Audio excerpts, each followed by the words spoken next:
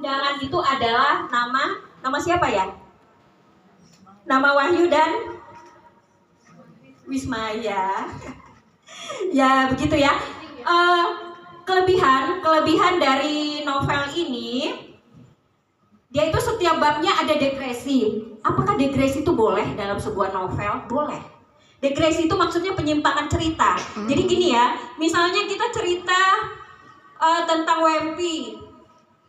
Di bab kedua kita cerita tentang Wismaya. Biasanya begitu ya. Nah kalau ini enggak, ada 2 atau 3 bab.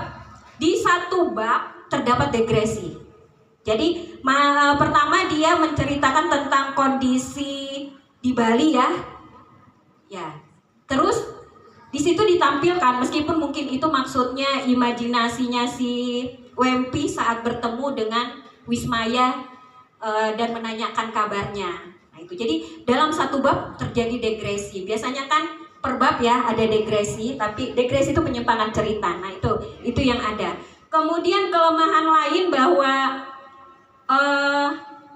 cara dari mengangkat gitu ya, mengangkat dan mengolah masalah itu tidak terlalu kompleks gitu ya. Jadi masalahnya tidak terlalu bikin kita pengen ke sudut-sudut mencari tempat aman untuk menata hati kita yang membaca.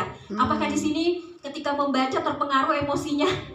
Kadang. Saya membaca karyanya Sulpina yang Tanah Borneo itu air mata saya menetes-netes ya. Yang ikhlas paling serius itu Masya Allah, itu menguras emosi bagi yang rapuh hatinya seperti saya. Tapi pendiriannya kuat loh ya. Ya jadi tidak sedahsyat itu emosi kita diaduk-aduk. Tetapi kalau kita lihat kelebihannya banyak kelebihan dari novel Melambung Jauh ini. Yang pertama, di dalam novel ini banyak kalimat motivasi ya. Banyak kalimat motivasi yang ketika kita membaca menghidupkan jiwa kita gitu ya. Contohnya, semua senang mencintai dan dicintai. Tiada yang lebih indah menyelami perasaan ini. Kesenangan, kebahagiaan, dan kedamaian menyatu dalam rangkaian makna cinta. Itu ada di halaman 1.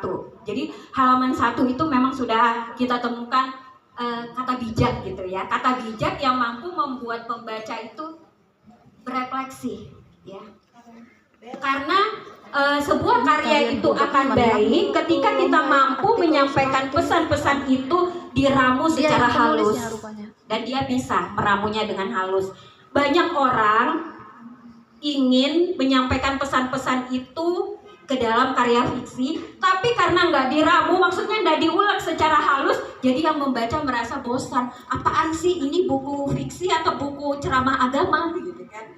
Nah kalau kelebihan dari Melambung Jauh ini mampu meramu, meracik pesan-pesan itu secara halus sehingga kita tidak merasa digurui, kita tidak merasa diajari.